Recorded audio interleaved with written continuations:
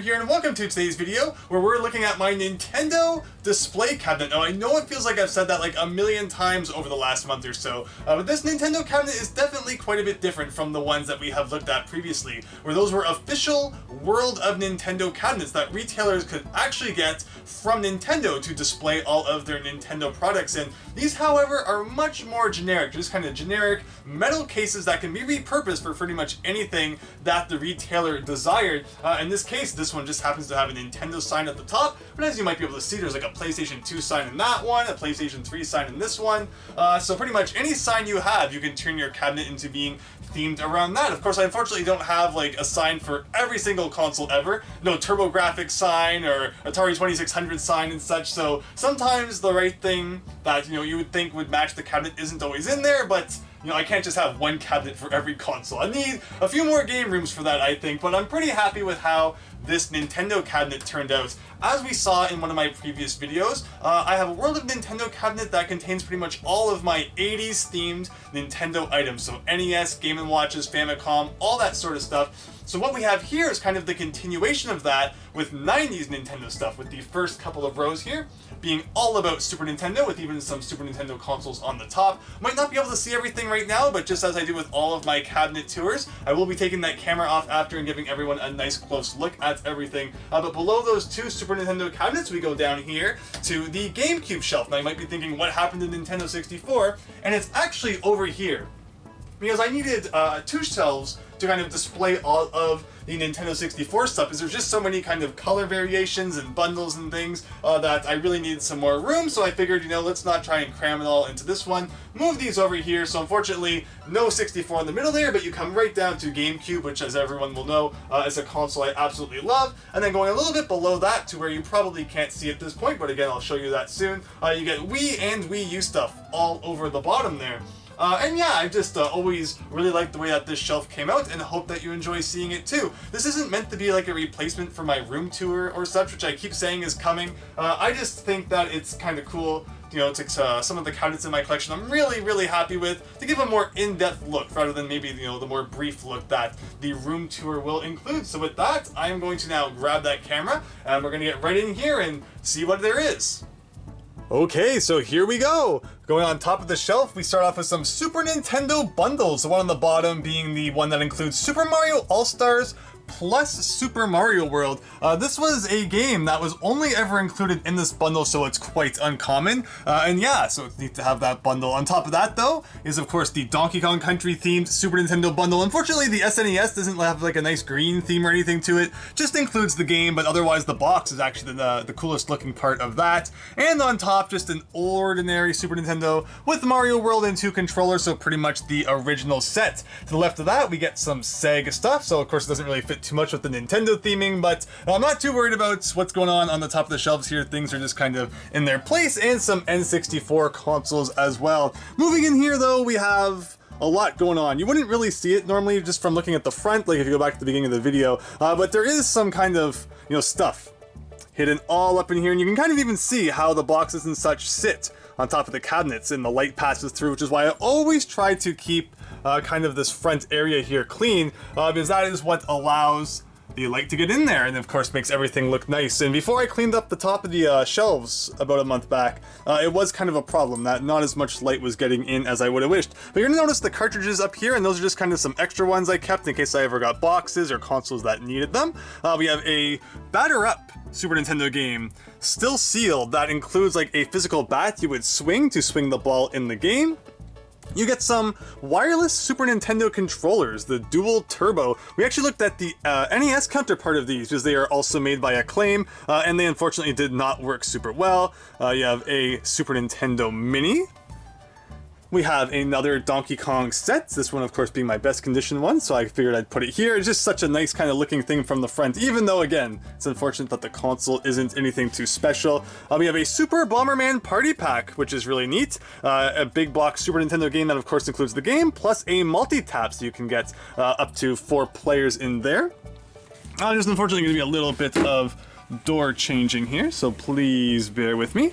This right here is a really awesome Super Nintendo arcade stick. Like, the buttons feel exactly like the buttons and such do on an actual arcade machine. And yeah, there's 2 of them, so of course you can hook it up and play 2 players. It's awesome, but it's also massive, but I think I found a pretty cool spot for it, and I'm happy I picked that up. Here is another multi-tap, this one being a Japan exclusive Bomberman head themed multi-tap, which is kind of cool.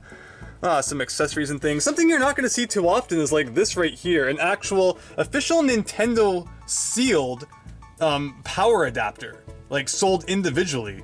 I've never ever seen another one like that, and I always thought that was pretty neat. We got Lethal Enforcers, a Konami-made light gun game. That's not the Super Scope, because of course when people think about the gun and Super Nintendo, you think Super Scope, but Konami actually made their own gun, and Lethal Enforcers was also on like Sega and such as well, so it's neat to have that complete in the box. Any Super Nintendo Advantage arcade stick complete in the box, and this right here being a European Super Nintendo, which of course has a controller and design which looks much more like the Super Famicom, which we're about to move down to below, but I love consoles from other regions, seeing how they're different from the North American ones, and this one was actually sent to me by a viewer, like way back, like 2013-ish, who lived in Europe, and I have always taken good care of it in my collection since then, so thank you for that. And then I like, you know, having that one on display. Then you come down here, and you can see what the one from North America and Japan looks like, so I guess we're on this side, we might as well continue from here. This is what your Super Famicom box typically looks like. You know, it's kind of more of an abstract design on the front, but otherwise, here's your console. Again, more of a rounded shape, just like the European Super Nintendo we looked at, but of course, you know, the name's going to be a little bit different there, where it says Super Famicom. We have Japanese Mario Paint complete in the box. And this up here is rather cool. This is a memory card that you could take to a station at retro game stores in Japan. I mean, I guess they wouldn't have been retro at the time, but anywhere selling Super Nintendo games, and you could put this into that machine and save a game to it, and then take it home and play that game. But it just looked like a blank memory card like this, and you could go and have whatever you wished to saved to it, which is kind of cool. This is, of course, the big guns right here. EarthBound complete in the box. I've done an unboxing of that on my channel. It's a little old at this point, but yeah, it's all in there. It looks really awesome, and I'm super happy to have that in my collection. This right here is a Super UFO, and it is actually a Super Nintendo game copier. You can copy your games to floppy disk. There you go. Never need to play the actual cartridge of Super Mario World again. All I need is that. So you take this thing here, you obviously put whatever game you want to copy into the slot, floppy disk thing on the side, and then there's a piece that plugs into the bottom there, which will allow you to put all this into your Super Nintendo. Game copier is very interesting. Of course, these days, you know, questionable legality of it all, it's ancient, but Nintendo seems to still not have any problem going after people anyway, so we'll quickly scoot past that. Here again is the arcade stick that is also inside that box. And we are once again switching cabinets here, or rather switching sides of the cabinet. Here you get a Super Nintendo Mini inside the box, which has the Mario RPG, kind of styled Mario on the front, which is pretty cool. Multi-tap in the box. This right here is actually a kind of third-party network adapter for the Super Nintendo, where you could plug this into your SNES, plug another game on top, and through dial-up you could like connect to people. It's super weird.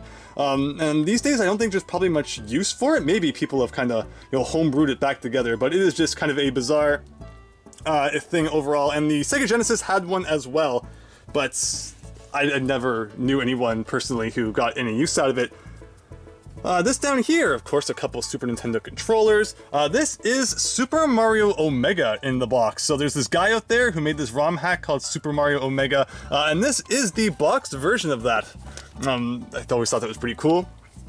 And this right here is just your ordinary SNES in the box. This one doesn't include any kind of games or anything like that. And then here we get to see the actual SNES. And I will admit, I always liked the North American version of the controller the most, because it has the indents inside the X and Y buttons, which I just think makes it so much nicer to hold. Because when I play Mario World, my thumb pretty much never leaves that Y button, or, you know, Donkey Kong Country or anything like that. So it just feels nicer sitting in that indented one. And of course, going back to Super Mario Omega, that's my ROM hack.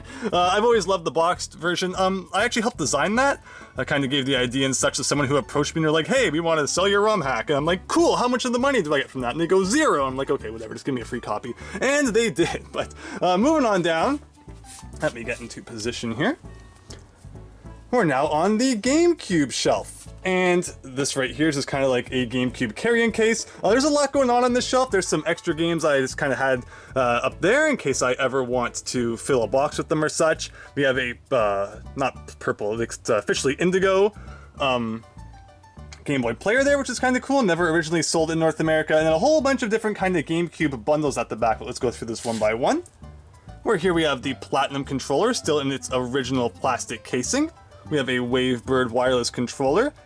We have the very rare kind of Super Nintendo-esque Hori GameCube controller, which is great for your Game Boy Player games, but personally I've never had a problem just using an original controller with the Game Boy Player for whatever reason, but these have become very sought after, as the years have gone on. In the back there, we have a Super Mario Strikers GameCube bundle, which is pretty neat. You don't see that too often, and these right here are from like E3 2001 or something. I'll give you a better view of them.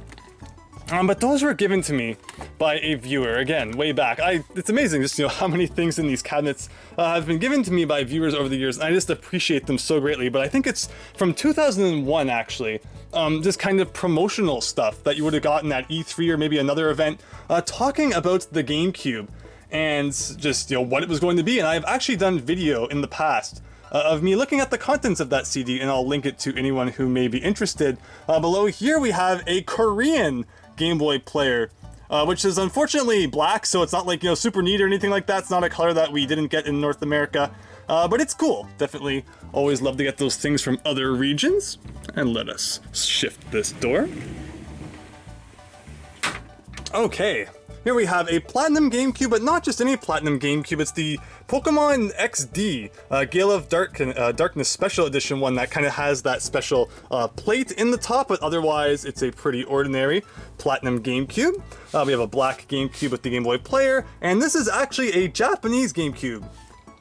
Despite the fact that it's indigo. I know that when most people get Japanese GameCubes in their collection, they go for the orange one, the spice-colored one, because why wouldn't you? I mean, get something that's a little bit different from what you had in North America, but that's just the one I ended up with. Fortunately, it's kind of yellowing on the front, but that one is indeed Japanese. And here's a controller you don't see too often. It has the indigo top with kind of a clear bottom, but that is indeed an official release and not just something that someone hacked together. And then when you get really close, you can kind of see it's a little bit of a mess with the cords and such up there, but those are all, of course, cords and such that belong to these consoles here.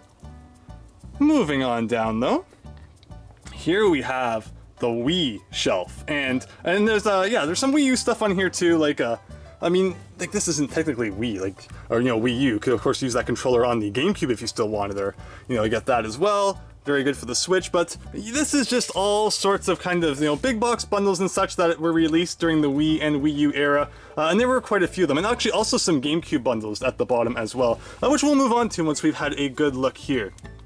So I'm really happy with how this shelf turned out. Something I cleaned up not too long ago. I guess you can even see a little bit of Switch stuff too, with Breath of the Wild. Of course, the rather rare now Wind Waker HD bundle with the Ganon figure. A whole bunch of Wii remotes. Even if you look over there a little bit, you can see like the second version of the Wii, or actually that's like the third version, because there's the one that doesn't have any kind of GameCube compatibility, and then there's like the mini one that's top loads, which is pretty weird. But going over here, yeah, there's actually a few GameCube bundles you don't see too often that include 2 controllers each, one with Mario Kart Double Dash, and one featuring Mario Party 7. And the reason that this is kind of so blocky here is because if we look behind some of these games, you'll find some other games. Like I didn't think that Mario Party 10 had to be particularly on display. I figured that other ones like a still sealed copy of Skyward Sword was kind of more important to be shown to all, and the Japan Club Nintendo exclusive Golden Wii Wheel, which is pretty neat. Now along the bottom, we have a whole bunch of boxed Wiis. And I'm obviously not going to get them all out for the purposes of this video. They're pretty kind of tight in there. But despite the fact that it looks like I have a whole bunch of white ones, they all do kind of have variants to them in some way. And I have made a video in the past of me looking at all of the different boxed Wiis in my collection. It's kind of an old one at this point, and I get a whole bunch of comments all the time asking if I filmed it on a toaster. And, you know, my question to you is, what do you have against toasters? No, I'm just kidding. My recording equipment was not always top-notch, but anyone who goes back and checks that out, I greatly appreciate that. But with that, that is my kind of Nintendo cabinet that features Super Nintendo, GameCube, Wii U, and even like a really minimal amount of Switch stuff. I guess we'll get a little bit of a closer look on this one as well. And these are just like signs that would have been used at Blockbuster to tell you that you were currently in the Wii section. But with that, I hope that you enjoyed having a look at this Nintendo cabinet. Lots of really interesting stuff in there. And yeah, please feel free to comment down below what some of your favorite things are. And, you know, what you think overall of how it was designed. So thanks for watching this. Hope you enjoyed. I hope to see you next time for something different. So thanks, and see you later.